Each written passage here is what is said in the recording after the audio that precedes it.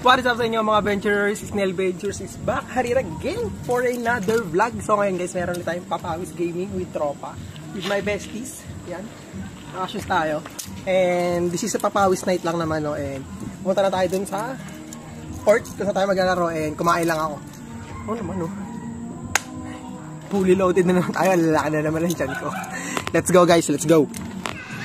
Early birds, early birds. Go. Start na kami guys.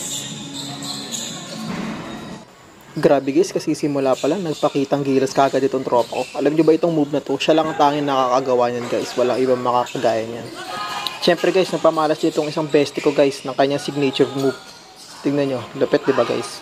X yan ni Diwata guys. Kakapirik lang nila. Siyempre guys, hindi rin ako magpapahuli. Papamalas ko rin na aking malupit na signature move. Pull up jump. Naniniwala talaga ako na nobody's perfect. Siyempre guys, bumawi kagad tayo dyan. Napakaganda ng drop pa sa akin dyan nung ex na Diwata guys na bestie ko. Kaya easy shot yun sa akin. Pero sabi sa akin ng ex na Diwata guys na bestie ko rin, babawi daw siya. Kaya tignan nyo yung ginawa niya guys. Lupit nun, naghang time pa sa langit. Pero ito talaga guys yung nakakagulat. For the first time in his life, itong bestie ko na baka ako guys namasa. Tignan nyo naman, kaya naka-easy shot tayo dyan. Palibasa kasi hindi siya makashoot eh. Pero grabe guys, ito talaga yung malupit yun. Hindi lang pala magaling sa mamamukla tong tropa ko guys. Ang magaling din pala mamasa. Grabe yung behind the back pass dyan guys. Huling-huli guys. And easy shot yan para sa akin. Grabe talaga.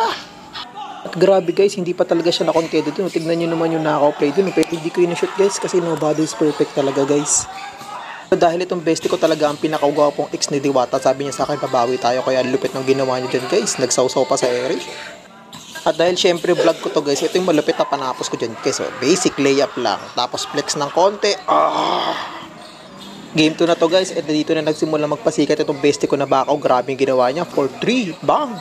Dapat talaga nagdala kayo ng payo. Kaya wag na kayo lumabas ng bahay. Kasi di rin kayo papasaan. Napakabakaw niyan. Pero syempre hindi rin naman tayo magpapatalo. Titira din tayo ng 3 dyan guys. So, pero parang gumalaw yata ng konti yung ring doon guys. Napunta sa kalaban yung bola. At dahil bakaw nga itong bestie ko, tignan naman ang ginawa niya. Sinolo niya na naman yung score. Siya lang lahat ng may score.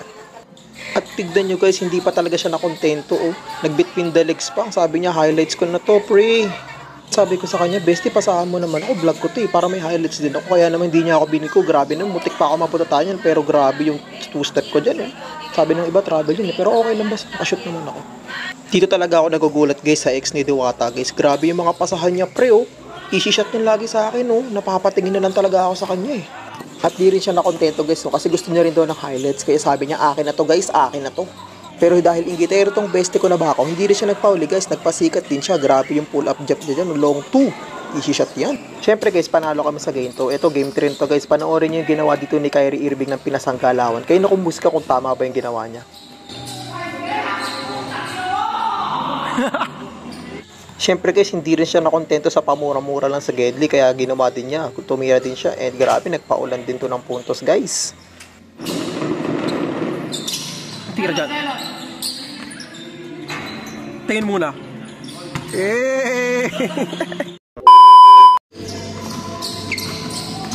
Lalaban tayo guys.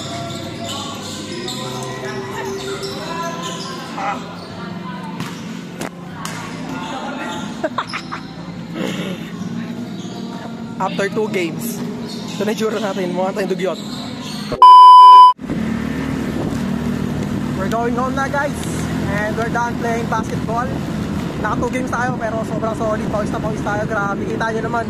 Halos maglaban na tayo sa court. Na sobrang basahan natin sa pawis. Sulit na sulit yung 2 games natin.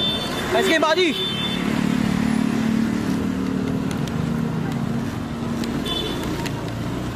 So, pauwi na tayo and kailangan natin magpahinga kasi pasok na naman tayo bukas.